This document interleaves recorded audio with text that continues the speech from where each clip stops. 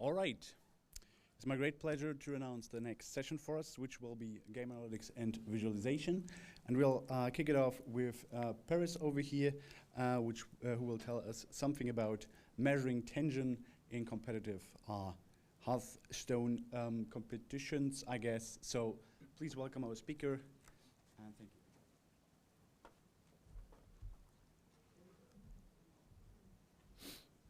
you. Hello, thanks, Joe. Thanks for having me in this year's FTG. My name is Paris. I'm going to talk to you about multiplayer tension in the wild, a Hearthstone case, a paper that I wrote with my collaborators from Malta University and Utrecht University. A short outline about what I'm going to talk about. I'll give you the context of what experiment we ran and what studies we ran, the goals of those studies, the experiment, the data collection, the results that we received, the results that we achieved from processing the data, a bit of discussion on those results, what we think about those, the limitations of the data set and the results that we achieved, and some future work points. So I'll start with some context. This study is about Hearthstone. If you don't know what Hearthstone is, I assume that most of you have played Hearthstone, but for the people who haven't, Hearthstone is a one-on-one digital online collectible card game. As with most card games, you have a hand, you have cards in your hand, you don't know what your opponent's cards in their hand are, and you have a shared context, which is the game board where you can put your monsters, and you can also cast spells or magic to kill your opponent's monsters or directly attack your opponent's health points. So what I want to say with this picture is that there is some information that is hidden to your opponent, that there is some shared context which we are basing our studies upon. So there is a shared context, which is the game board, and we know that both players can see the game board and they have to make complex decisions in a limited amount of time. So it's, I skipped saying that it's a turn-based game, so there is turns that every player takes in succession. And there is a 90-second, I think, time window for each player to finish their turn. So they have to take complex decisions based on the game state, based on the board state, given that short amount of time. Now, the goal of our study, the goal of this paper that I'm presenting, is implementing predictive models of player tension. And we define tension as a feeling of excitement, exhilaration, suspense, or frustration and nervousness. In simple words or in gamer language, that would be that would derive from the fact that there are those complex decisions that have to be made in a short amount of time, and that causes tension. As in, there is a situation on the board that has to be resolved either by me gaining advantage in terms of game state, or maybe having more cards in hand than the opponent does. And that causes tension or some sort of friction between the two players based on what cards they hold in their hands. And we are most importantly interested in the multiplayer approach. So are opponents' effective states connected, and in what sense are they connected? And I will explain that in a future slide, because we had a live Hearthstone tournament where we had people playing against each other where they could see each other's faces. So we wanted to see if there is any sort of communication, emotional communication between two opponents playing live on the board. Now, what we find interesting, what we thought was interesting about that sort of work, first of all, we attempted to collect in the wild data. So we had people play a tournament without necessarily posing any strict scientific laboratory setting restrictions. We had people come and play and behave as they would if they would play at home. We tried to set up a competitive setting, so we gave monetary prizes to the first three highest achieving players. So we tried to enhance the competitive nature of the entire tournament by giving them some prizes to fight for. And we believe that in that way we can capture spontaneous reactions that derive both from the fact that they're playing a game that they're good at, but they're also trying to beat the opponent to get to the first three places. So there is high stakes involved in this data collection. And we, again, emphasize the multiplayer aspect, so we know that there can only be one winner between two players, so we want to see whether both players' facial expressions sort of have to say something about, have something to say about the game state. The setup that we use is computers facing each other. So imagine, well, I have a picture of the actual room, but this is a top-down sketch of what the room looked like. There was 5 computers facing 5 other computers. We had opponents always sitting opposite to each other. We had the monitors set at the minimum height, so you could, above the screen, look at your opponent's face, maybe try to fish for some information from their facial expressions to see what they're thinking about the game state. What, do they think they're winning? Do they think they're losing? And we were recording people's faces with a webcam mounted on the top of the screen, so we tried to get a good frontal view of the player's face, and we would record both the game board and the player's faces at the same time during gameplay. And this is what a video that we recorded looks like. So at the top right, we have the game board. We can see that player's perspective, so we can see what cards they have in hand. We can see what class they're playing. We can see what monsters exist on the game board. We cannot see the opponent's cards, but we also have the equivalent video for the opponents, so we can also extract that data by synchronizing the 2 videos and looking at them in parallel. And at the bottom left, we have the full frontal player webcam recording. So simultaneously and synchronized, we can look at what's happening in the game and how the players are reacting to whatever is happening in the game. Now the tournament was ran in this room, so I don't know if the picture is bright enough, but those are the 5 computers, and behind them there is other 5 computers, and they would sit opposite to each other. Opponents would always sit opposite to each other. And we had a double elimination best of 3 knockout, which means every match is at least 2 games. If somebody wins 2-0, they win the match. First one to reach 2 1 games would win a match. Sorry about that. Which means that every player played at least 4 games. So there was the main bracket, and if you lost a match, you would fall down to the loser's bracket, and if you lost a match in the loser's bracket, you would be out of the tournament. So we have at least 4 games per player for all the players that participated in the competition. And it was ran live in 2019 at the Tilburg University Game Lab. It's a basement, it's a dark, moist basement where gamers like me like to go and work or play video games. And we only allowed to minimize the distractions from the crowd, because there was a crowd. All the players that are not playing in the currently playing pair, they would sit outside in a room. We had a big screen. We would stream. There was commentators, etc. But we only allowed people that were playing matches to enter the room to minimize the distractions. But this is basically the only restriction that we posed. Plus, we didn't allow players to look at the person next to them screen to make sure that there is no tampering of the competitive integrity, so you wouldn't know what your future opponent's decks look like. A bit of demographics. We had in total 17 players who voluntarily decided to play, recruited both online and offline. Online through the official Blizzard channels, and offline through our university's esports association, Student Esports Association. All of our players were male, which is a point that I will get to later. The average age was 22.7 years. Average experience, we asked people to rate their experience level in Hearthstone from a scale from 0 to 5. And we also asked them to report how many hours per week they play Hearthstone to maybe run some future study on that.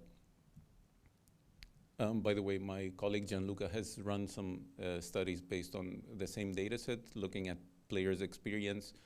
I'm not going to discuss that in this paper. In total, we have 31 matches that were played or recorded. One of them was excluded because of camera recording failure.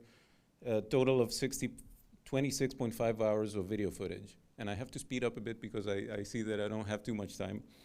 From the videos, we took all the recordings, we pushed them through OpenFace, which is a toolkit that extracts facial action unit information. And we extracted per frame estimations of all the players' facial action units. And we had 2 experts, not psychology experts, so not facial expression experts, but player experts, so 2 players that are good at Hearthstone, annotating the tension in the game. We instructed them to annotate both based on the faces and the game board, but one could assume that they mostly base their annotations on the game board because they're not really experts in analyzing facial expressions.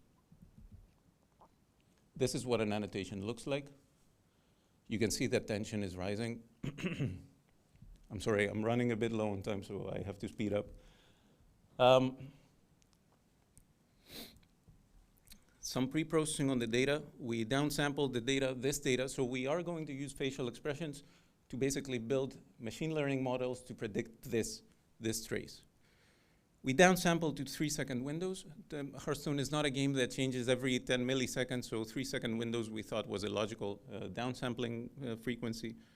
We extracted relative change in tension, so your estimation of tension in time window n versus time window n minus 1. We extracted labels, escalating or de-escalating tension. We aggregated the 2 annotators' labels, and we also balanced the data set by mirroring data points, because from this graph you can see there is probably more escalating tension than de-escalating tension, so we wanted to have a 50% baseline, a balanced data set. So this is a graphical representation of what the pre-processing looks like. Every slice is a different time window. We downsampled, we extracted labels, and those arrows up or down, those are our target variable. This is what we will try to predict using facial expressions. Now we implemented random forest classifier models. As input, we gave them all the facial action unit information, and the target variable, as I said, are those up and down arrows, so increasing or decreasing in tension. And we had 3 setups: single player, opponent only, and multiplayer. We ran a leave one out cross-validation task, so we had 17 players. We would train our model on 16 and test on the 1 remaining player, so the test set was always 1 player that the system has not seen so far. Interestingly, running through the results, I refer you to the paper if you want to take a deep dive into the analysis and the results, but interestingly, we found out that the multiplayer setup, so looking both at mine and my opponent's facial expressions, are a better estimator of my feelings. So the feeling of tension that I have is translated into both mine and my opponent's facial expressions. And this is statistically significantly better in most of the cases that the multiplayer estimation exceeds the player in perspective estimation. So if you would look at my face to extract my estimation of tension, it would give you a fairly accurate result, but if you add my opponent's facial expressions to that, it will give you an even better result. However, accuracy is, as a raw number, is still moderate. Now, a bit of discussion on those results. Quick discussion. Models were not based on a shared context, so we didn't use any in-game data. We just used facial expression data. But it seems to us that facial reactions, from the results, it seems that facial reactions are synchronously manifested. So whatever is happening on the game board affects my facial expressions. And maybe it is the game board, and maybe it is my facial expressions, but they affect the opponent's facial expressions too. The data set is not diverse. All the participants were white males. I mean, one can argue that this is the general audience, the majority might be white males, but we would like to add more diversity to the data set. We might want to have the players themselves annotate their own affective states instead of having 2 third parties annotating the affective states. And we also know that experienced players may actually try to hide their emotions, to not manifest any emotions through their faces, to specifically hide their let's say, interpretation of the game state from the opponent player. As future work, we would like to explore neural networks, so maybe feed the raw data, the raw pixels, the raw videos into a neural network and see if that outperforms a traditional machine learning model. We would like to explore different time windows, and we also have an annotation of win prediction, so the same experts that annotated tension also annotated the probability of that specific player in perspective winning or losing the game. And we could use this data set to see if the facial expressions have anything to do with your winning chances. Thank you very much for your attention. I did make it, but I had to rush through the end. But the curated version of the data set, so not the videos of the people's faces, but the data set of people's facial expressions and tournament details is available using the link, which you can also find in the paper. Thank you very much.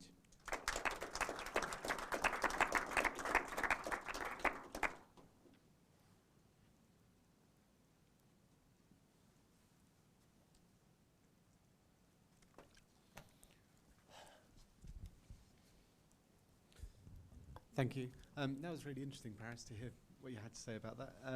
The thing I had a question about was the game you've chosen is a turn-based game. Yes. And yet you used a regular sampling for the changes in states. You set up three seconds, I think you said. It'd be interesting to see what this would look like if you actually used the change of turn as the measuring point instead. So I know it would obviously not be consistent.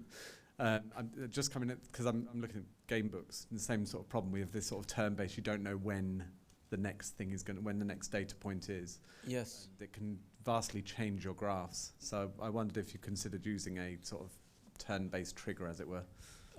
Yeah, I have to admit that really early in the study, so a bit after the data collection, when we started the collaboration to work on this project, I did try to create a computer vision tool to identify whose turn it is, and then have it automatically annotate all of the turns. To add a third variable, to add another variable, which is the agency, you know, who has the turn, so who's going to affect the game state. It didn't work out. Maybe I should have tried harder on that, but I did think about that, and then I thought, well, I can just manually go through all the videos and annotate whose turn it is, but that would take months. I think that was really painful, even thinking about it.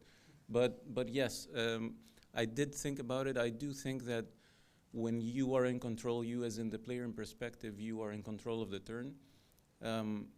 That's mainly where your facial expressions would manifest what you think about the game state.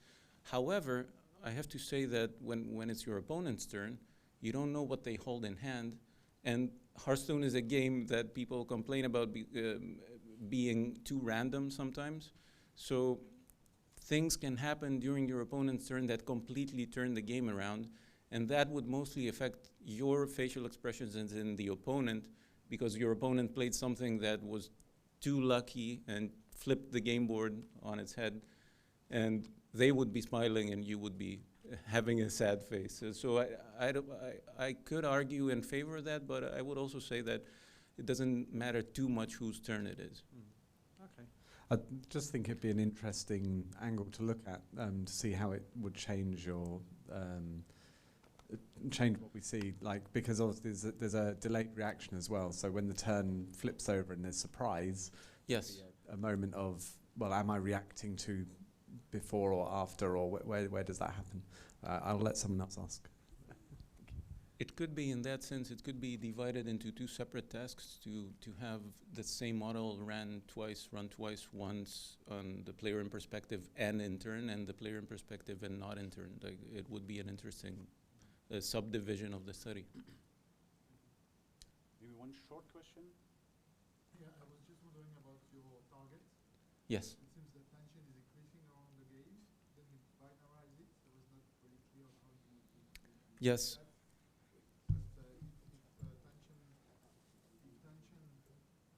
The stream, sorry. Yeah, sure. So about the target, since the tension is increasing during the game, how do you cope with that in terms of binarization? And do you lose this time information? Is it relevant? Is it something that you want to have or not? So this is because I rushed through the methods. I spent way too much time on the introduction, but I can explain it in a few seconds now. So you take time windows, you see where the tension is at, and you also take, well, I'd like to call it a derivative, but if it's more of a temporal, I don't remember the word that we use in the paper, but it's temporal difference between your tension now and your tension in the previous time window. So that would define an increase or a decrease in tension between two successive time windows. And that's where the binarization takes place. We also applied thresholds, all kinds of methods. But is it still unclear to you how we extracted the binary variable? It's clear, thank you. But I think we need to discuss because the time is running. Okay. Yeah, let's discuss it. All right, let's thank our speaker. Thank you, Paris. Thank you.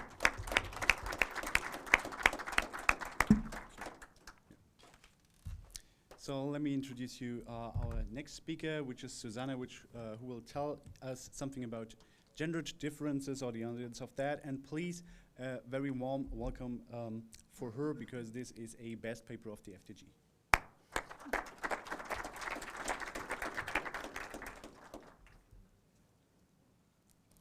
Really? Okay. Okay, now we go. Yeah, we're very excited about the award, so thank you very much. Hello, I'm Susanne, and I have the pleasure of presenting our paper to you today. My co-author, Alexandra, is also here with us, and we are also presenting on behalf of our other co-authors, Nicola and Regan, who cannot be here today. So, as many of you will be aware, in skill-dependent games, women are often targets of stereotypes about them being less competitive or unskilled. But research has shown that women actually acquire skill at the same rate as men. And there are also questions about whether women are as competitive, but research has shown in other contexts, for example tennis, that women are just as competitive as men, if not more so. And some authors have suggested that these differences in skill levels can be explained by women having less experience with games, so for a number of reasons, such as socialization and not being encouraged to play when growing up. Prior work in contexts other than games has shown that if observers are given just a voice, many people still have a bias, where they believe men are simply more competent, even if they are presented with the exact same content. And not only are recordings more likely to be credited with competence if they are spoken by a man rather than a woman, but such discrimination even extends to AI assistants, such as Siri or Cortana. To this end, the aim of this work is to combine these aspects and provide an initial answer to the question of whether women are judged equally or differently to men when they show the same in-game behavior and skill level. While we did have multiple research questions, which are all detailed in our paper, I will focus on one aspect of our exploratory study in this presentation, and that is how players are judged based on their voice, depending on whether they are observed winning or losing a match. We conducted a study in which participants observed one video from the fighting game Tekken 6. We recruited 240 participants, of which 137 self-identified as women and 103 identified as men. Some participants were gamers, others were less familiar with video games, and around 1/3 of the participants had played Tekken before. We used experience with Tekken as a covariate because men in the sample had self-reported to be significantly more experienced with Tekken. We had 4 conditions in a 2x2 design.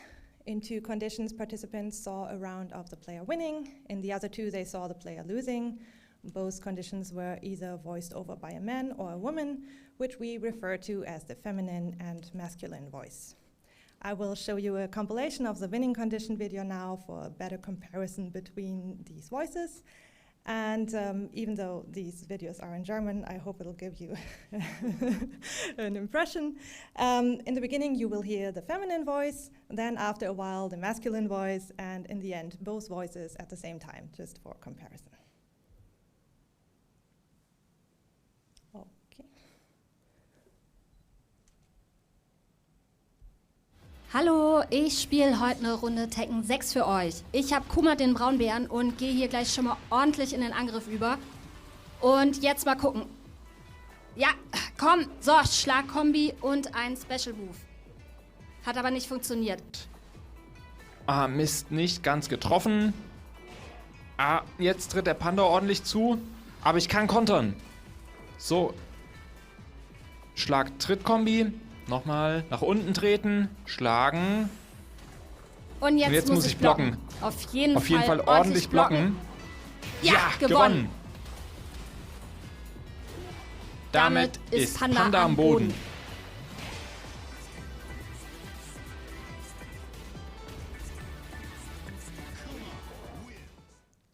All right.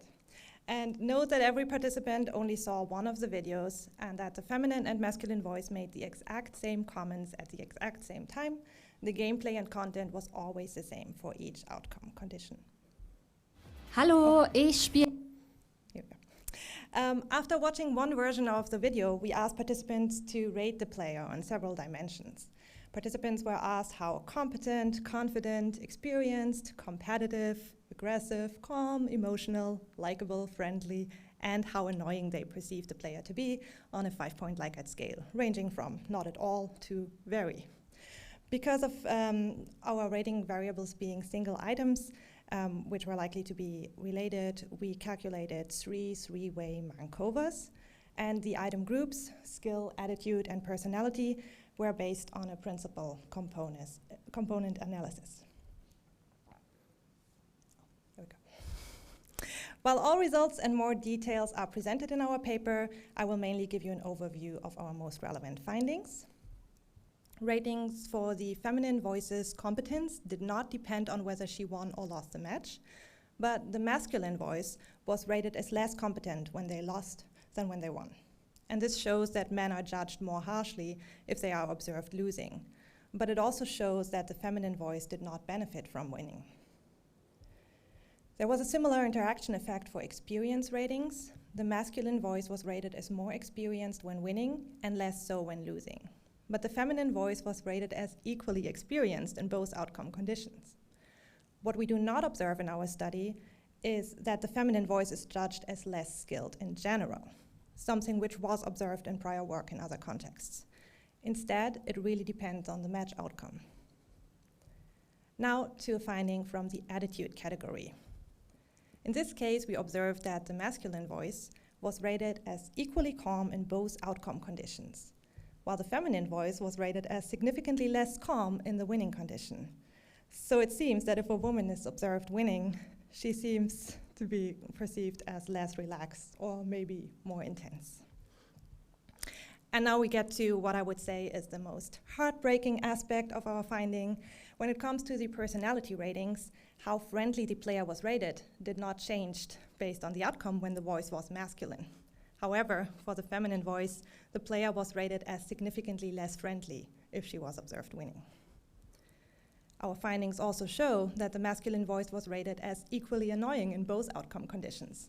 However, the feminine voice was rated as more annoying when she was observed winning the match. Unfortunately, this replicates findings that show that when a woman is doing well in a field that is perceived as masculine, her personality is then likely to be perceived as less positive.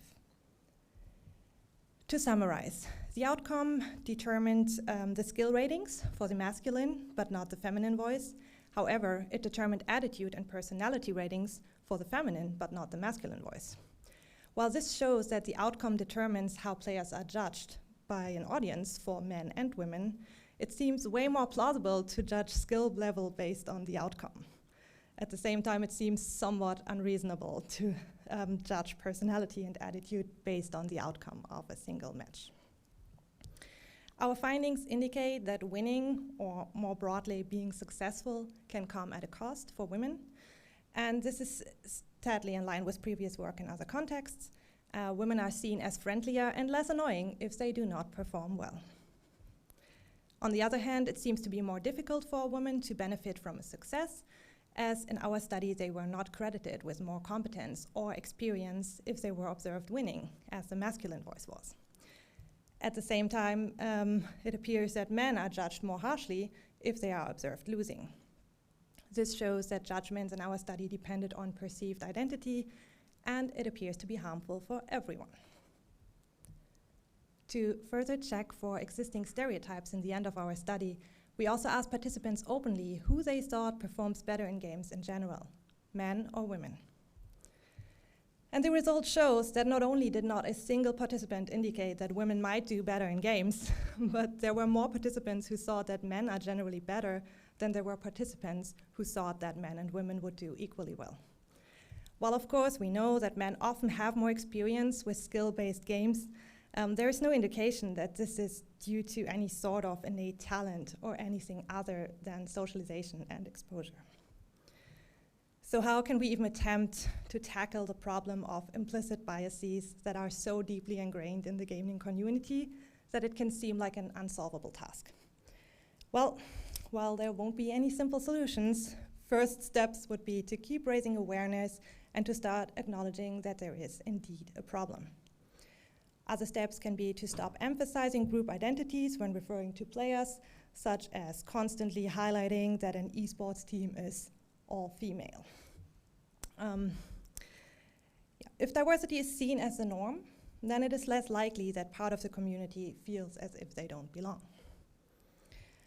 Thank you so much for listening to this talk, and Alexandra and I are happy to answer any of your questions now.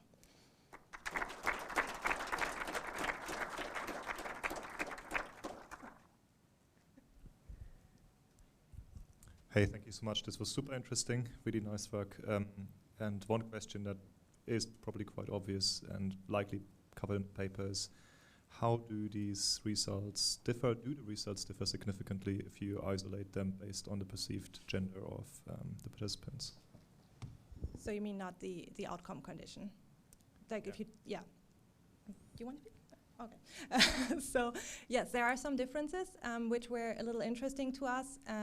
For example, the feminine voice was judged as more competitive in general, which we thought was interesting, and we hypothesized that this might be due to the feminine voice claiming a space in a male-dominated field, that somehow seems to change the perception.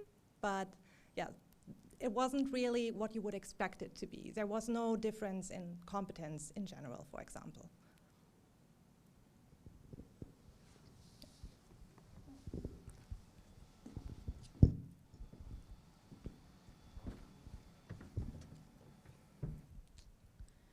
Thank you for an excellent and depressing and also somehow cathartic talk. I'm curious about, oh, this isn't working, is it? Can you hear me? Well, I can hear you. I hope the people online can.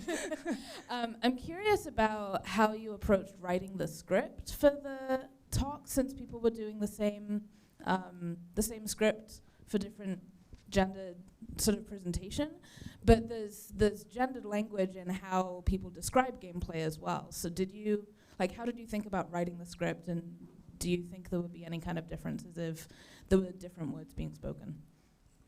So you mean this presentation right now? No, sorry, the script for the for the video. Yeah. So if I'm understanding yes. right, you have a script that you wrote, and then you had a female presenting and male yes. presenting voice. Is that script kind of written to who wrote it? and did you think about gendered language in writing? The script is based on Let's Play YouTube videos, so it's supposed to be quite practical, and it was also code-checked with Tekken players in my personal acquaintances, and we tried to use words that were gender neutral.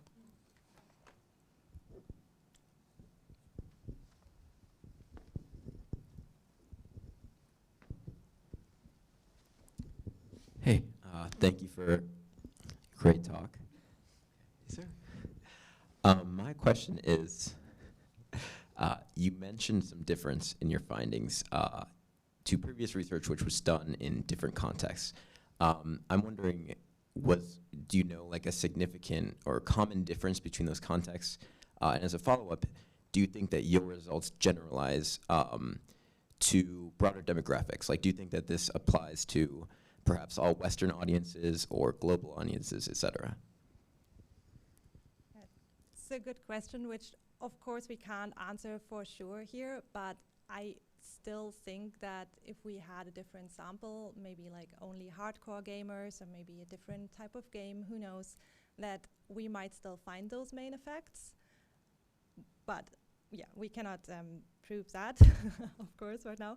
But well, these different contexts, for example, there is like submitting resumes to job applications, right, and just teacher instructions. So there's varying contexts, and frankly, the results aren't always super consistent. They always point into the direction of women more likely being at a disadvantage than not, but it's not always the exact same thing. And I think that the study designs vary, and yeah, there's probably a lot of variables that determine whether a certain effect is found in a study or not. Thank you very much.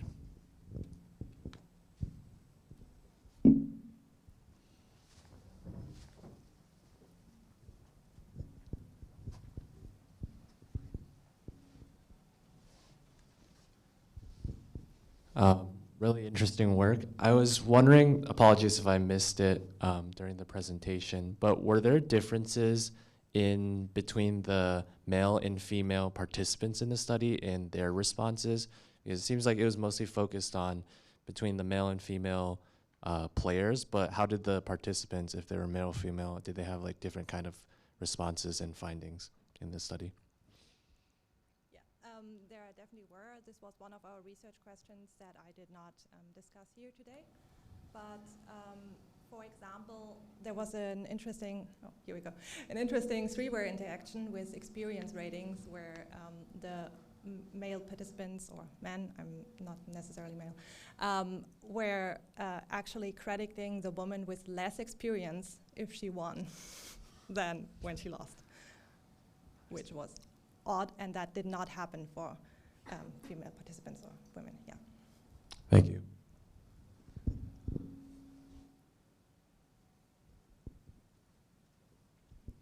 Thank you for your presentation. Just a small question. Did you test it with different male and female voices, different type of voices, and do you think that in this case this will affect the results?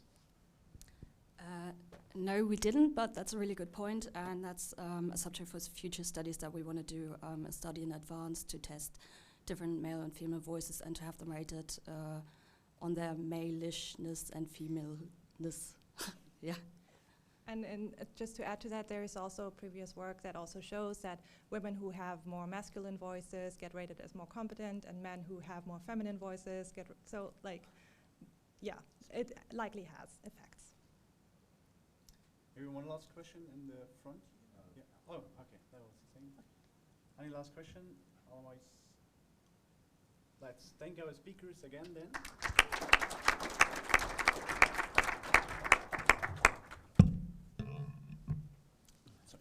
And next up will be Oliver, who will tell us how we can improve explosive range analysis.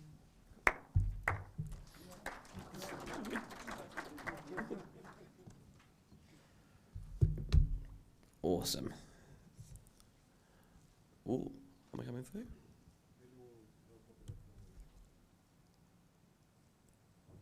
Dramatic pause. That is not promising. Well, while that's maybe loading, I will say thank you all so much for joining me here today while I try and sort out these technical difficulties. Oh, let's not reload. I don't want to send an error report. Oh no. I actually downloaded the slides just in case. This, for exactly this eventuality. Ah, there we go. No. View only should be fine. Oh my goodness. Right, very slick. Now I need to remember how to present. F5. Thank you for whoever shouted that out. Oh. Oh no. Oh no. I have it here. You can use Backup plan. Sorry about this, everyone. We have Thankfully. another backup plan. Here's a presentation I Here. uploaded earlier. Beautiful. There we go. Awesome.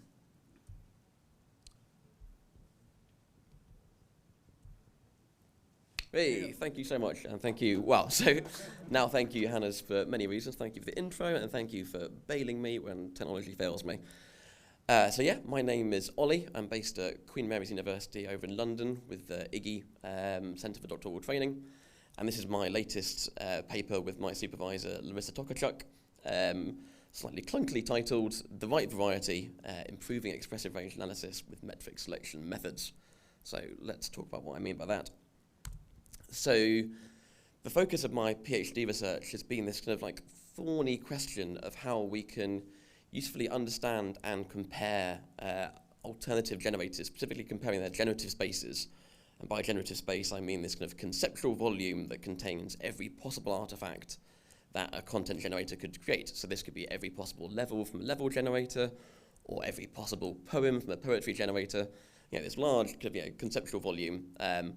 And understanding these and comparing these alternatives is very important for us as researchers. You know, if you want to credibly claim that a novel system is an improvement over what came before, you know, it's not necessarily worth it to generate content twice as fast with half the training data if what you're generating is, the content you're generating is worse meaningfully. But it's also important for game designers who want to select the right generator for their use cases and tune the generator they've chosen correctly to produce the ideal generative space for their chosen domain. But importantly, this is a very complicated and nuanced question. You know, it's very hard to understand a generative space for many reasons. Firstly, they can be incredibly huge. You know, there's famous examples like No Man's Sky boasting 18 quintillion procedurally generated planets in its procedural universe, and generative spaces can get even larger than that. And importantly, the content can be highly subjective. You know, what I consider to be a diverse set of game levels or planets, you might consider to be boringly homogeneous. So it's it's a thorny question to try and unpick. So, one of the most popular techniques in prior procedural content generation literature, especially in my area of level generation, is expressive range analysis, this really cool technique introduced by Gillian Smith and Jim Whitehead, who I think we're lucky enough to have in the audience today. Hi, guys. So big thank you to you, otherwise I would not be here today. Which is this very cool technique for visualizing a generative space. And part of the reason it's become so popular is it's very simple to understand and apply to no matter what content you're generating. So to apply ERA, we generate a kind of large representative sample of content. You then pick two or more metrics, commonly referred to as metrics, for the artifacts, and these are quantifiable characteristics of the artifacts you're looking at that you decide are of interest as a sort of designer. So this could be word count in your generated poems, or the heuristic for difficulty of your generated levels. And once you've chosen those two metrics, you can then calculate them for your generated sample and then visualize them on a two-dimensional plot, most commonly, often a heat map or a scatter plot. And this is quite neat because it lets you see the distribution of content within that space, highlighting content that you're struggling to produce, where the tendency of the generator is. And it's also commonly used as a heuristic for output diversity. So you could visualize two generators at once and see, this one's producing more spread out content, therefore we think it's producing generally more diverse content. But a question that's often slightly overlooked when applying ERA is the choice of metric pair. It's obviously going to have a large impact on the plot itself, but commonly in prior literature we've relied on prior precedents, often using the same metrics used in Smith and Whitehead's original paper. And this is not always problematic. If you know exactly what kind of diversity you're interested in, exactly what kind of traits you want to share about your generator, then that's absolutely fine. But if you're wanting to use it in a more quantitative diversity assessing fashion, or if you want to do more exploratory analysis, then we argue that it might be good to have selection criteria to justify the selection of a given metric pair over alternatives. And this brings me on to the sort of this paper. So what we argue in this paper is actually, in the abstract, there are characteristics of metric pairings that make them likely to produce more useful ERA plots than alternative pairings you might choose, that make them more likely to produce plots that will highlight the capabilities of your alternative generators, where exploring that plot is not happening at the cost of content quality, and where it's as indicative of diversity as possible. And we kind of operationalize these ideas in 3 selection criteria in this paper, which can be calculated, for a set of n metrics that you think are of interest, for your generated artifacts. Which pairing between those n metrics is likely to be the best? So the first criteria we argue is important is the idea of like fitness independence. Basically, when you're exploring your EOA plot, you don't want that exploration to be happening at the expense of content quality. Because otherwise a generator that appears to be producing more diverse content, well, it might be producing worse content. Whereas if your fit or quality content, and it's important to note, like in not all spaces will there be, a concept of like fitness or quality, but it's quite common in procedural content generation for there to be some heuristic you can apply to indicate that content is like better than others. And in the case where that is the case, you want that to be as evenly distributed in your plot as possible, because if it's all concentrated in one tiny location, then you don't want a wide expressive range. You'd rather be exploring that very specific area. And in this paper, we operationalize that straightforwardly by discretizing the plot into sort of 2D grid. You can then calculate the average fitness of artifacts found in each location in that grid, and then calculate the fitness of the overall, the average fitness across that grid.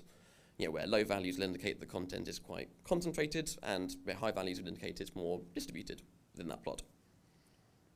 I'll take a quick drink of water. So the second criteria that we argue is likely to be useful is the idea of wanting low mutual correlation between your metric pairing. Because in the case where your metric, the values of your two metrics are highly predictive of each other, well, firstly, you may as well just be visualizing that on a 1D histogram. You're not gaining new information by visualizing that in 2 dimensions. And we also argue it could give a more misleading view. In the case where you're comparing two generators, if the metrics are highly predictive of each other, it's going to be forcing those generator spaces into the same location in the plot, and maybe giving the misleading impression that they're producing similar content. And importantly, it also means you're likely to do less well on the third criteria, which I'll be talking about shortly. The way we calculate this in the sort of pilot experiments in this paper is just looking at the straightforward linear correlation between the values for the two metrics you're looking at using Spearman's rank correlation. This is a slight weakness of the work, because you'd also be interested if there were non-linear correlation. Any kind of predictiveness between the two metric values would be, we argue, harmful to the metric plot. But just for expediency, in this paper, we look at simply linear correlation. The third criteria that we argue is useful is the idea of wanting to maximize the alternative metric correlation. Basically, what you want to avoid is what appears to be high diversity in your chosen metric pair to actually be disguising homogeneity in other metrics that are of interest. So if we imagine a toy example, like say a procedural building generator, you could conduct EOA on sort of the number of rooms and the number of doors in your generated buildings, and it might look like, we're producing a really diverse set of buildings. And you might completely miss that they're all the same architectural style or have the same size. You might miss important similarity that's happening in other metrics that aren't in that exact plot. The way we calculate this is slightly more convoluted. We're still looking at linear correlation, but in this case, for each metric in the pair, we look at the linear correlation with every other metric in your sort of your shortlist, as it were, of metrics that are of interest. And then you can average out those linear correlations, and the higher value you get, the more variance in other metrics is likely to be accounted for by the metric pair you've chosen. Now, again, there's other ways you can calculate this. This is a sort of straightforward way that we explored, but yes, the underlying principle, I think, is more important than the actual way we operationalized it in this paper. So, those are the sort of 3 criteria we introduced, and that's the sort of meat of the paper, I guess, is arguing that there are these criteria of metric pairings that make EOA potentially more useful. But we did conduct some pilot experiments just to explore the sort of weaknesses and potentially strengths of the approach. So we looked at this really nice pre-existing level corpus from Horn and their colleagues from 2014. It's a set of generated levels for Super Mario Brothers from 9 different generators, all of which are quite interestingly distinct. We looked at 18 different metrics sourced widely from prior literature, 9 which we could extract directly from the level phenotype itself, things you can infer directly from the level structure, like the amount of empty space in the level and the amount of a certain block type used. And 9 we got from simulated agent play, so things like the number of jumps required by the agent to complete the level. And we just looked at the metric pairs that performed the best. We looked at the best performing in each individual criteria, and overall we sort of averaged out the ranks to get an overall idea, if you equally weighted those 3 criteria, which pairings were best. And spoiler alert, this was the best performing pair in our set. which I think is quite neat because it looks a lot like standard ERA, except maybe unlike prior implementations, say the pink generator, which appears to be producing the most diverse content, you can be more confident than you would be in other implementations that actually that's representing diversity on many different axes rather than just the density and average Y position metrics that you've chosen. So as I kind of alluded to earlier, there aren't, at least to my knowledge, like other techniques for choosing a good metric pair. There is cool research on looking at individual metrics, so shout out to JB Herv and Christoph Saug and some other cool researchers as well who've done cool research looking at individual metrics and how much they correlate with human perceptions diversity. But yeah, like I say, no other techniques that we know of for justifying the selection of a metric pair, so we didn't have a baseline to compare to. But there were still some findings that were interesting, or at least interesting to someone who spends too much time thinking about this stuff like me. We looked at the metrics that appeared most frequently in like high-performing, like top 5 ranked pairings for each criteria. I kind of expected there to be much more homogeneity, but there, as you can see in the histogram in the top right, some metrics appeared very frequently in high-performing pairs, and some did not appear at all, which we found quite interesting. And it should be a sort of like maybe a slight word of warning to people applying ERA that actually not all metrics are made equal, assuming you put sort of credibility in the criteria you've introduced. There wasn't enough, like a huge amount of data to go on, but there did seem to be this interesting tendency towards pairings between structurally extracted metrics and agent extracted metrics, which makes intuitive sense. These are two quite different lenses to apply to a level. Yeah, they're less likely maybe to be correlated with each other, but it was still going to be interesting. I'll talk about that more on the final slide on future work. But there were also some definite weaknesses highlighted with our the way we calculated these criteria, especially on the fitness independence. It was really thrown off by having extreme outliers in the set because of the way we were constructing the grid. If there was an extreme outlier, it kind of pushes all the levels into a smaller portion of the grid and gives a misleadingly low score potentially for the fitness independence. So, yeah, my last few minutes, just some quick thoughts on future work in this space. Yeah, this is a very early idea, and I think there's definitely going to be other criteria. I'm looking forward to sort of speaking more with the sort of general PCG community, and yeah, maybe hearing from you today on other criteria that might be useful. One that's already been sort of, we've already highlighted ourselves is the idea of parameter independence, something that Smith and Whitehead argued as being important in the original paper. Like, you don't want your metric to be something you're directly controlling with the parameters of your generator. You want it to be something more emergent to get a sort of more representative view. We're also interested in if there are like more generalizable characteristics of good metrics, good metric pairings, because it's obviously one of the appeals of ERAs. You don't have to go through all this rigmarole to calculate these criteria. Whereas if we can make more generalizable statements about what a good pairing looks like, then we can make those recommendations to game researchers and designers and maybe improve their ERA without having to increase the kind of cognitive or workload. There's also this cool idea, and complete shout out to Mike Cook for this idea, because it comes entirely from him, but I think it's a really neat one, about whether we could use these selection criteria as quality heuristics for procedurally generating new metrics. So given a static metric, could you procedurally generate a second metric to make your ERA analysis quite more illuminating using these selection criteria as quality heuristics? We think that's quite an interesting idea. And finally, there's this kind of thorny problem that I'm quite interested in about whether it'd be possible to sample from the underlying possibility space of all levels or artifacts, not just looking at individual generative spaces. So for some of our criteria, like the metric correlation criteria, just because they're strongly correlated with an individual generator doesn't necessarily mean that's generally true for all levels in that space. That might be a quirk of that specific generator. So if you could sample from the underlying possibility space of all Mario levels in this case, you might be able to get a better idea of that.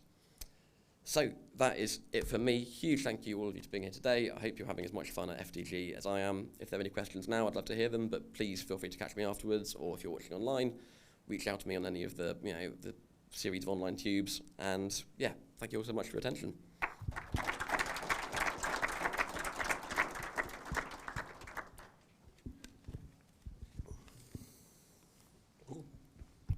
Hi, thank you for your talk. I have a few hundred questions, but I'm going to start with two.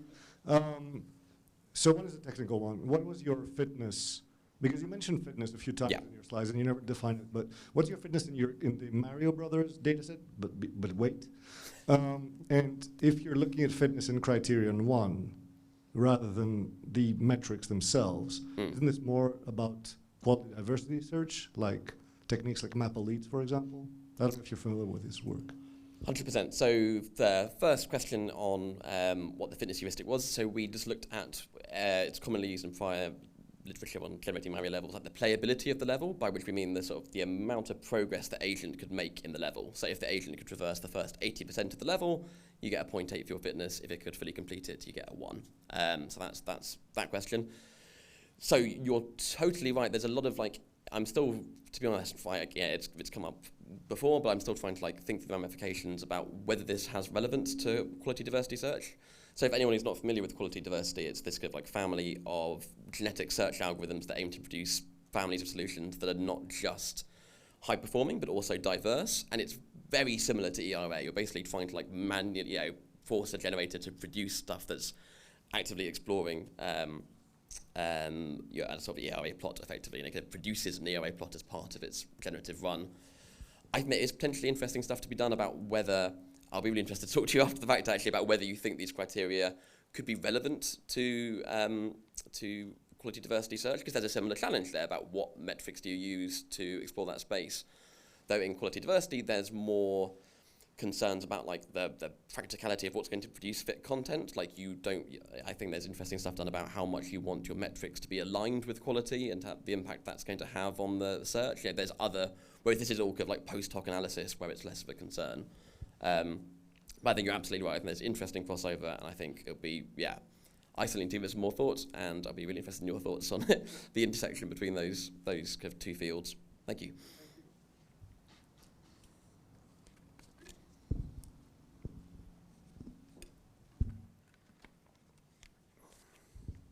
I guess this question is a little bit related to the previous question, but I'm wondering, if you have a plot that's not fitness independent, isn't that kind of indicative that your generator has a problem? It's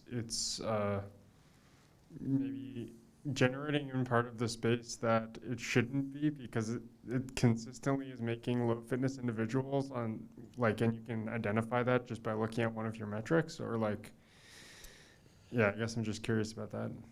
100%. So I think this kind of touches on sort of the interesting question, and take this with everything I'm going to say now with huge buckets of salt, because I'm not a game designer. I'm coming from this from a research perspective, but I think lots of this kind of PCG research has maybe been a little bit too alienated and detached from what actual designer needs are.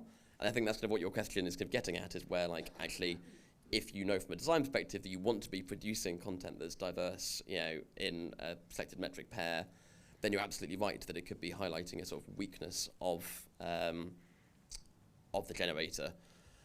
And I need to give it some more thought, but I think that's an interesting idea actually about whether actually finding low fitness independence would not necessarily be a weakness of the ERA plot, but whether you're actually finding a problematic area of the underlying generator. But again, it's kind of it's touching on a kind of design consideration almost, what kind of diversity you're interested in, because we know that in real world game design, you don't want hugely wide diversity often. You want your stuff to look quite consistent. You want all of your planets to look a lot like planets. You want all of your buildings to look enough like buildings. You want that level of consistency. So I can imagine plenty of circumstances where actually having a narrowness in that space would be expected and normal. But you're absolutely right. There would be the flip side, where actually if you know that you want a huge diversity on certain axes, and you're not finding that in your generator, or it's not, say you're generating planets and you want them to have an interesting variety of sea to land ratios, and actually you're not getting that, and actually all of the non-broken planets you're generating are all in a very narrow range of that, then you'd be highlighting a real weakness of the generator. But it's kind of working backwards almost from the design goals for that generator. Thank you for the question. Yeah, that makes sense. Thank you. Maybe one last very quick question and answer.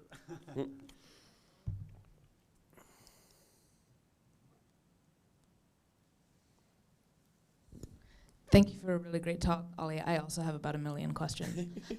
But related to this one, do you think, so you said that there's two audiences for these ERA plots, right? Researchers and designers. Do you have a sense that the same, even metric selection criteria can be used for both audiences? Do you think there's enough overlap in what people need, or do you think that maybe there's sort of different weighting of selection criteria that people might care about depending on the context that they're coming to it from? Yeah, thank you, Julia. That's a really interesting question, and one I've found I think like lots of the prior PCG literature has kind of had this kind of like unexpressed assumption that our needs and goals are quite aligned, you know, as researchers and designers. Whereas I'm increasingly questioning that, you know, along sort of like similar lines, whether actually there are these different goals that we have. So like, you know, as we've been kind of alluding to in this talk, it's a common heuristic for like generator quality in PCG research to look at output diversity, but actually we know that in industry, output diversity is often not the goal. You want something that's highly consistent but varied enough in these very specific ways that's going to support interesting repeat play. As to these criteria and their relevance, I can't say it's something I've given specifically much thought, but instinctively I think it's very related to the previous question, where lots of these criteria could have predicated on this idea that you want it to be desirable to explore that plot widely. Whereas I think intuitively in a practical game design space, you're going to have a very fixed idea of where you want that plot to be, you know, along multiple axes. So instinctively, I think these criteria could be useful and could be useful as a baseline, but I think there would have to be like a more nuanced understanding of like where you want to be located within that plot, you know, informed by sort of, you know, conversation with the designers and their needs. But yeah, I'll be really interested to talk to you after the fact. Yeah, like you say, I think it's a very knotty problem. Brilliant. Thank you all so much. I've really enjoyed that. Leave it there. Oh yeah, of course. Sorry. You If I can steal a take laptop. yours, Well, thanks again for bailing me out. That was. Yes. Don't worry about that. Thanks again, Ollie. And yeah, you can just stay here. You can connect your thing actually. So last talk will be from Andreas, and he will tell us about how to improve. What's that? Eye tracking for effective variables. Yes.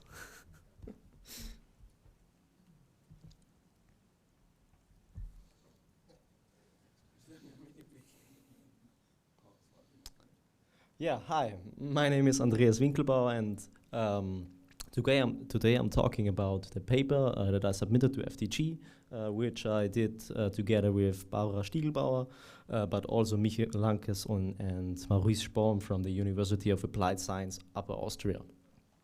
And our research topic was, as you can infer from the from the title, we tried to link eye tracking indicators to effective variables. Why did we do that, or why should we research this topic? Games in general try to keep players engaged and also avoid disruptive affective states.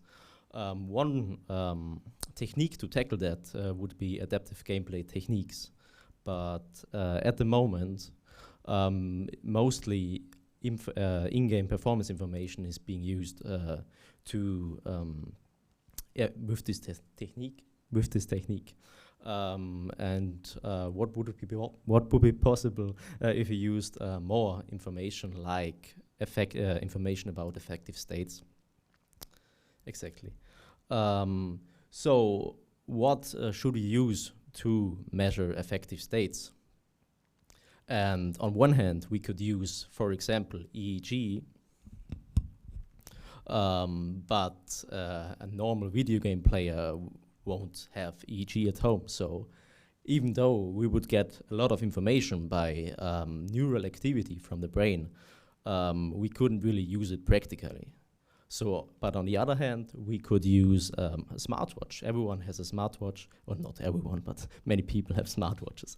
And we could use, for example, heart rate, and then try to measure effective states. But the informative capabilities of heart rate are limited.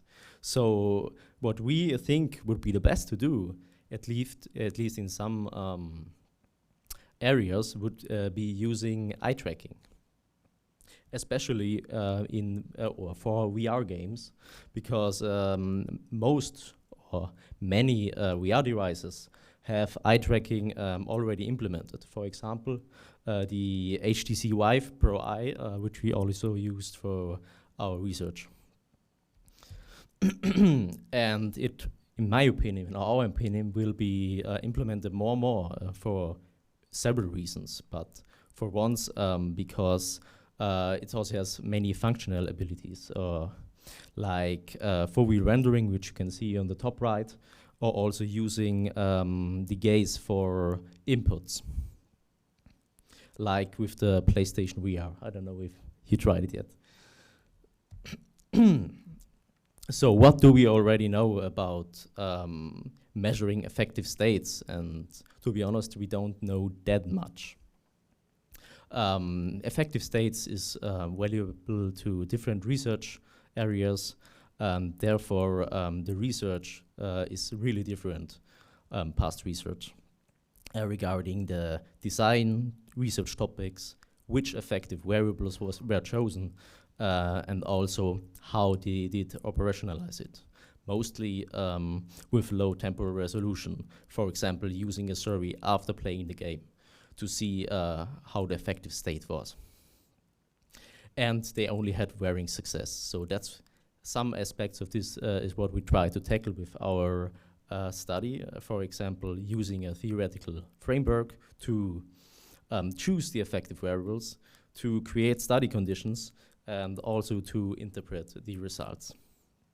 And we also try to have a high temporal resolution, because if you want to find out if someone is frustrated or confused while playing a game, you should have a high resolution, because 5 minutes after it's probably too late. So what did we do? We created a virtual reality game called Perturbatio, which is similar to games like Portal or Antichamber, meaning the puzzle games. And we did create 4 levels, which probants or participants ran through in a within study design, starting with a tutorial, then an easy or basic level, and then either an impossible level or a shuffled level. What that means, I will explain later. And we did, so the participants had to make a maximum of 10 minutes to solve the level.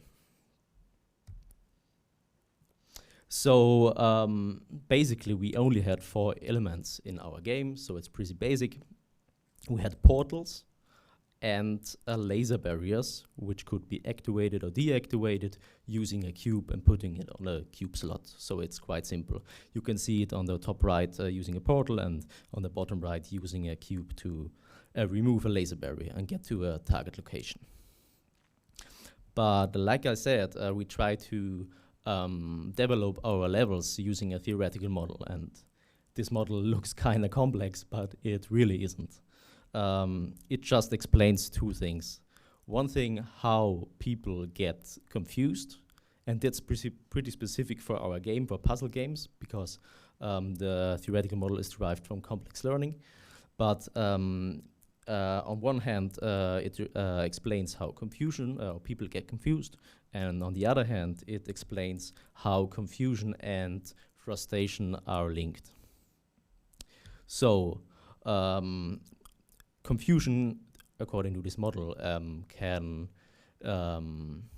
be created or evoked by 2 pathways. One is just having an impasse, meaning the person cannot succeed or further succeed. And the other impasse is through a surprise condition, meaning something surprisingly happens which is very confusing and therefore evokes an impasse. And if this confusion can be resolved, there is no problem, which we have in the first 2 levels. The basic level, which is similar to the tutorial, only with a few cube slots, a few cubes, and 3 laser barriers. So people were pretty fast to be successful in that level. Average completion time of 3 minutes and 20 seconds. And we thought that maybe, or in some cases, confusion could arise, but should be resolved instantly, actually. And then we have the second level, the shuffle level, is where we try to operationalize the surprise condition. So it was similar to the previous level, but we shuffled the elements, which you can see on the right pictures. So laser barrier now was no laser barrier, but appeared like cube barrier, and a portal was a cube, and the cube slot was a portal. So at first, the players should be confused, but the confusion should resolve when they solve this puzzle. And players did solve it in about 5 minutes 30.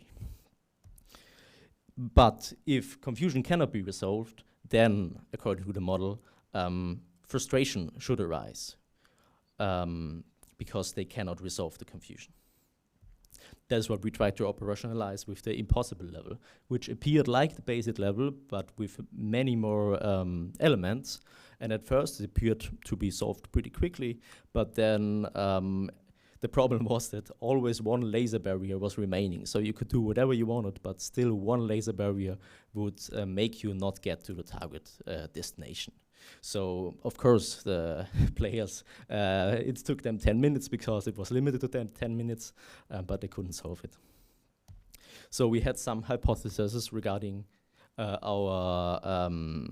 regarding the effective states. Of course, we thought that in the impossible level, participants should be more frustrated than in the basic level, and should be more confused and in the shuffle level and impossible level than in the basic level. And we thought in the impossible level, because confusion persisting should lead to frustration, it should be a predictor for frustration. But to understand the results, it should first go to the operationalization of effective states. And what we did there was we told the participants that they should think aloud what they thought while playing the game. And we recorded their thoughts and the gameplay. And then they saw the video and had to use 2 slides to select frustration and confusion over the whole recording time. So they watched the video again, more or less. And what we found is that the hypotheses were successful. So yeah, effective states were elicited like we wanted. And on the right side, you can see the mean time curves for the participants in impossible and shuffle level. And you can see that in the impossible level, they did get confused and frustrated. And in the shuffle level, they got only confused but not frustrated. Confusion isn't falling because, like you can see on the time scale, it's only for the mean completion time, because if people took longer, of course, they were more confused. So it would be misleading. Okay, so discussion about effective states, and then we go to the eye tracking measures. More or less, it happened what we thought and wanted. Overall, participants on average, but there were a few individual differences, which I can't go into detail because I'm too slow. And the implications is that we could use this study design in the future, but we might need to adjust something like giving better or clearer instruction for participants, so the individual differences aren't that wide. So, and then we had a few eye tracking measures. We can be divided into physiological indicators and also gaze indicators. Physiological indicators would be the pupil dilation and the blink rate, while gaze indicators were indicators on where did you look and was the object where you looked relevant or not relevant. And we also had some hypotheses on both. So for the pupil dilation, previous research could link pupil dilation on a right range to arousal. And our theoretical model suggests that frustration and confusion should lead to arousal. Therefore, we thought, okay, pupil dilation should be higher in the impossible level, and it should be correlated with confusion and frustration. And on the other hand, blink rate is also linked to arousal, but also engagement and stress levels. And one study found the opposite, what we would expect being correlated to frustration, but we still thought that it would be higher in the impossible level than in the other levels due to stress, engagement, and arousal. Okay, so the results. We didn't find what we wanted regarding the pupil dilation, but regarding the blink rate. So blink rate was higher in the impossible level, and it did correlate with frustration and confusion, but not pupil dilation. And these results weren't too surprising for us because the pupil dilation is all dependent on the luminance of the environment. And we try to filter that out in virtual reality because all light comes from the screen, but it didn't work effectively enough, seemingly. What already showed in the calibration phase, which I can go into too much. So the implications would be that we should use blink rate in the future, not so sure about pupil dilation. Regarding gaze-related eye tracking indicators, we argued that gaze-related indicators are very, very dependent on what game you play. For example, if you play ego shooter, you can't interpret the gaze-related indicators the same like you play puzzle game. So, and for our game, we thought that in the impossible level, if you get confused and frustrated, and you will search for new ways to solve the game level, because what you learned isn't working. So we thought that the fixation saccade ratio should be lower, and also relevancy ratio, which means that they would look for alternative ways, meaning not objects you can interact with. Okay. So for the gaze-related indicators, only one hypothesis was supported, meaning the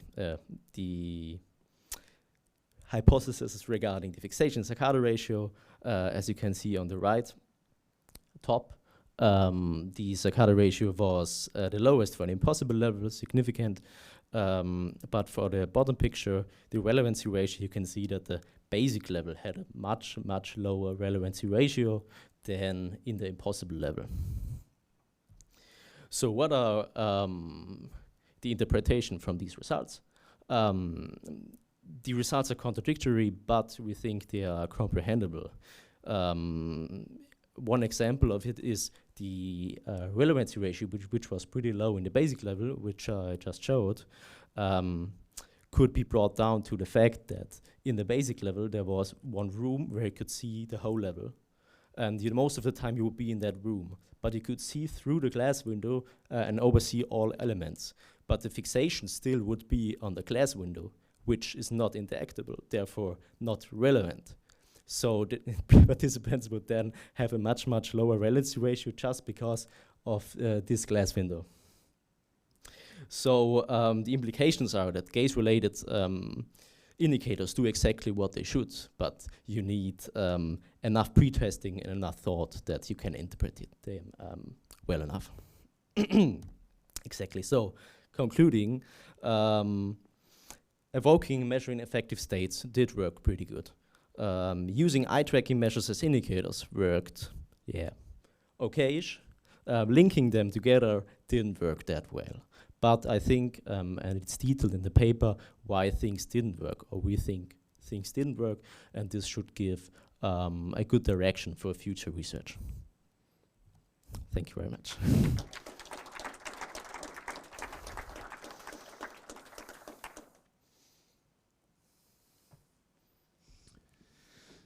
Thank you. Thank you very much for this work, which was rooted in a theory, and that's not always the case for emotional recognition and this sort of studies. That's very nice. Now the theory that you choose, it's made, if I'm correct, in the first place for learning. Yes. Yes. Yes. And you chose a game that, in my opinion, is very oriented on learning as well. Portal has been used in several occasions for teaching, for teaching physics and so on. So my question is, do you think that the model could extend to other domains? And indirectly, do you think that it could be used for other games as well? So I think it can be used for all games, but I think that's in the thing of the games, because games can be really different, and I don't think that there can be one theoretical model which precisely catches all the games. So this theoretical model is good for this game and worse for others. So there could be a theoretical model which could be equally good for all, but then not precise for this game. And so I think, answering your question, then looking to all games, there surely could be better theoretical models. So, but there are not many theoretical models, or I did not find any better, at least for my game, or the game we designed. Yeah. Thank you very much.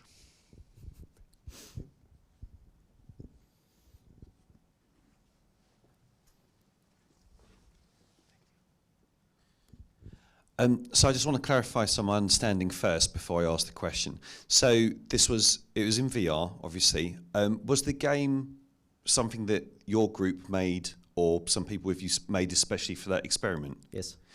But we didn't know before you went into the experiment what kind of eye movements related to which affective state, correct? Because that's one of the things at the end that didn't work. So we weren't sure what eye tracking movements would indicate confusion or what eye tracking movements would indicate frustration. So we had some indication from past research regarding the different eye tracking indicators, but they weren't consistent. Right. Reasoning being different games, or sometimes not even games, sometimes games, so there were different results. So we tried to think what should be the case for our study, but we weren't sure. So yeah. It's just that I study emotions in games, but I don't do it from this kind of I talk to people rather than trying to get this objective measure thing. And something I see again and again with trying to measure emotions, a lot of time people talk about affective computing. It's just like sticking electrodes on their body, and it's like, how can you tell just because you sweat a bit more what emotion that's conveying? So first of all, there's that, but also, why would it not be a good idea to kind of basically lower the so you made your own game and you did it in VR.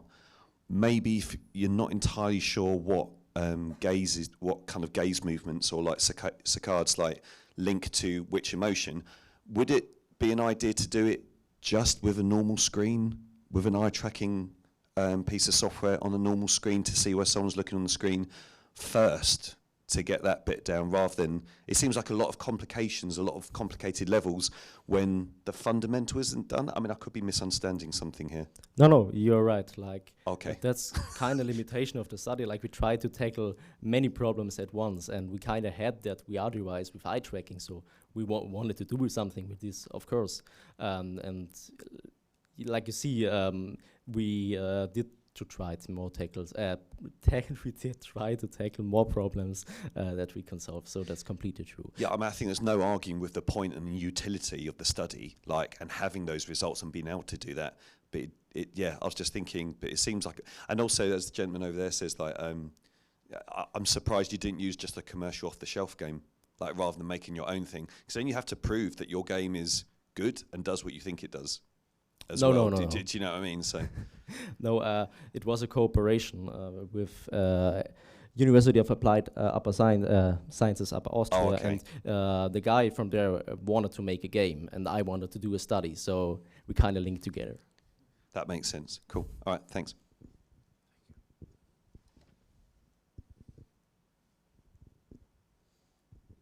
Thank you for your presentation. I have a question about the users and the participants in the study, because you addressed the confusion and I'm missing the other word. Frustration? Frustration. Yes, frustration. Does the type of the game affect this experience? Because some players do not enjoy puzzle games, others enjoy other type of games. Has this any type of effect? Did you classify the preferences of the players before playing the game?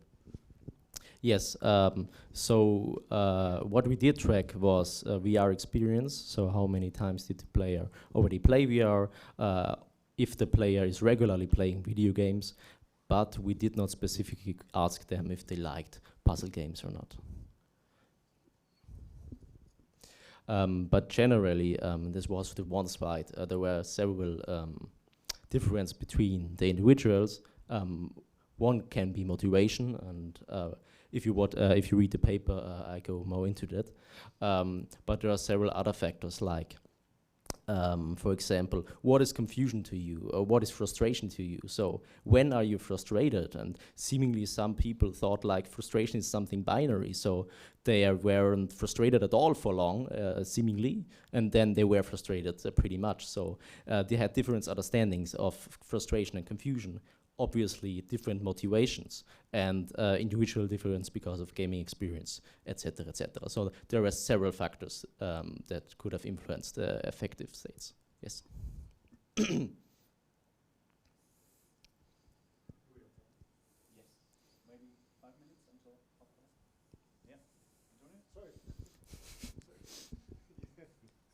That's okay. Now I forgot my question.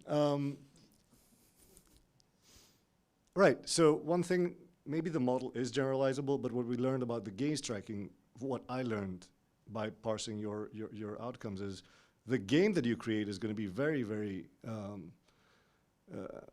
the model will be very specific to the game, because you see that if you had light walls, you had a very dark game, maybe that would give more light on the screen that would, you know, highlight the pupil dilation more, differences more. You mentioned walls that are transparent, that also influences gaze tracking. So it feels like you would be able to make something like this, but it will basically have to be ad hoc designed for gaze tracking adaptive. So adaptive gameplay through gaze tracking would have to happen on a pretty, you know, specific game, which probably is related to the previous question by Tom. Yes, I completely agree with you. So that's why I said you need much pre-testing before actually using this kind of detection, because gaze also related, obviously related to the game type. So I don't think you could just use gaze-related indicators without knowing what game they play. Yeah, but I kind of feel like that defeats the purpose anyways.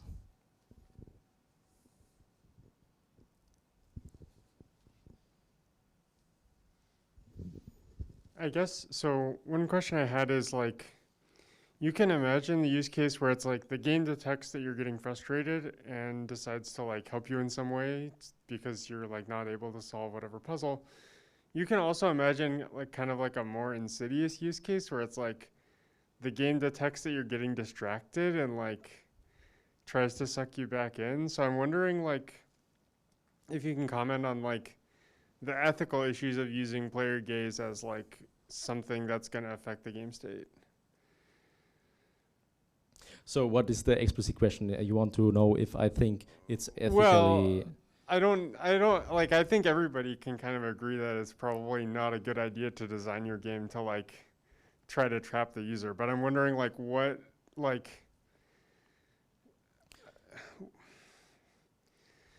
kind of, like, what is okay and, or, like, I don't know if there's, like, any kind of framework for, like, what so types of things for like tracking your gaze seem like they're good things, and what types of things probably are not okay?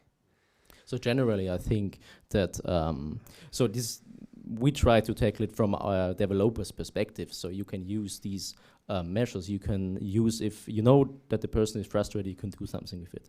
But it's also the user himself or herself can benefit from this information, right? If you tell them, okay, you seem frustrated, like, do you want to do this or that? Or just the information itself could help people, and you can choose yourself. So you can choose yourself if you want to know that or not, or maybe enable it or not. So I don't think we can force them to use it anyways. So if the person chooses to use the feature, nice, and if not, then not. So, and I think, yeah. Maybe one last question.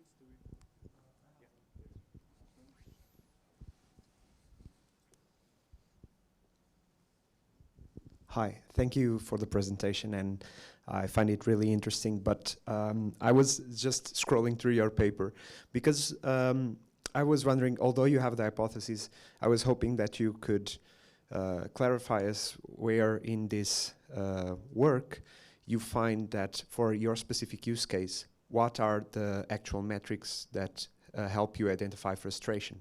So in essence, does, for example, eye gaze or the gaze of a certain object help you identify better frustration versus, for example, the saccade, for example, to identify confusion? Okay, the thing is, we got several levels. So these relationships could, or in our case, were different for each level.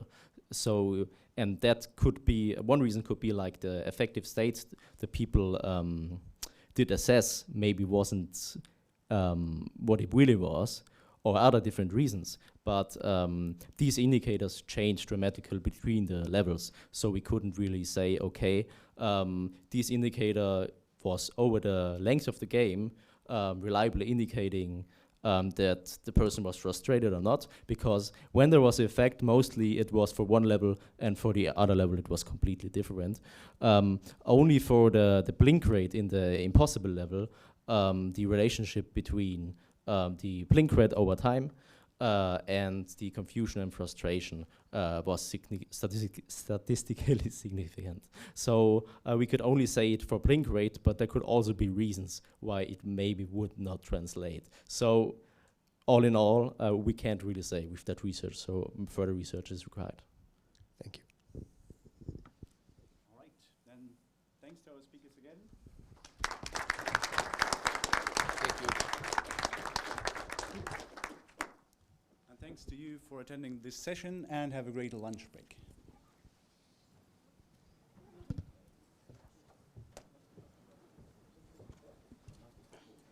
Agora para o final, professor, já está um bocadinho melhor. Já está melhor, só a voz é que era um bocado weird, mas já não estava a falhar para não.